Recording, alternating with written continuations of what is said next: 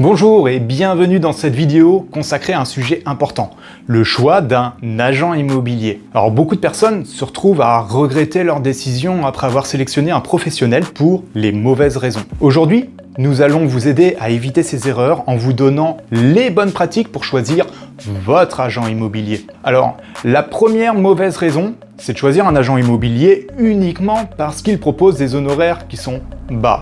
Nous comprenons que le budget est important, mais se focaliser uniquement sur le prix peut conduire à des problèmes. Des honoraires bas peuvent souvent être un signe d'un manque d'expérience ou d'une qualité de service qui est très médiocre.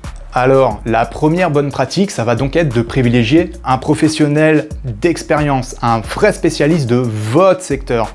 Recherchez un conseiller immobilier qui a une solide expérience dans ce domaine. Un professionnel aguerri qui possède une connaissance approfondie du marché, des compétences de négociation et un réseau établi, ce qui peut vous faire obtenir les meilleurs résultats. Alors, il m'est déjà arrivé que l'on me demande mes honoraires et que l'on m'explique que le notaire est moins cher. Alors tout d'abord, il faut savoir que les honoraires, ce sont les acquéreurs qui les payent. Ensuite, même avec des honoraires bas, si la prestation du professionnel de l'IMO n'est pas à la hauteur, vous allez avoir du mal à attirer les bons acquéreurs et donc de bien vendre.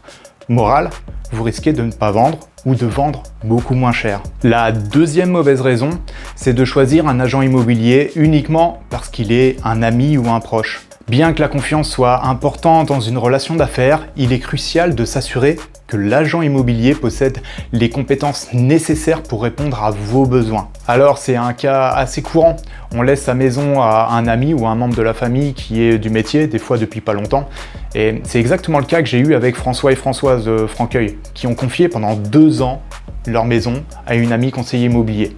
Ils ont enfin compris au bout d'un moment que pour faire bouger les choses, il fallait changer de stratégie. Alors ils n'osaient pas s'en parler jusqu'à ce qu'ils me confient leur maison qui a été vendue 20 jours après. La deuxième bonne pratique est donc de vérifier les compétences de l'agent immobilier. Assurez-vous qu'il possède une formation adéquate et une connaissance approfondie du marché local.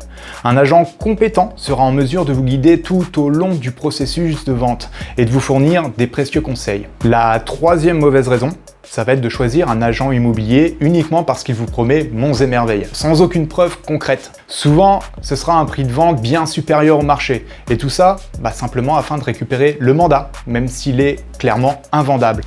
Les promesses vides peuvent vous conduire à des désillusions et parfois à des complications juridiques. Alors, la troisième bonne pratique, ça consistera à demander des références. Un agent immobilier réputé sera heureux de vous fournir des références de clients satisfaits. Prenez le temps de contacter ces clients, pourquoi pas, pour obtenir leurs témoignages ou de vérifier la cohérence sur les avis Google.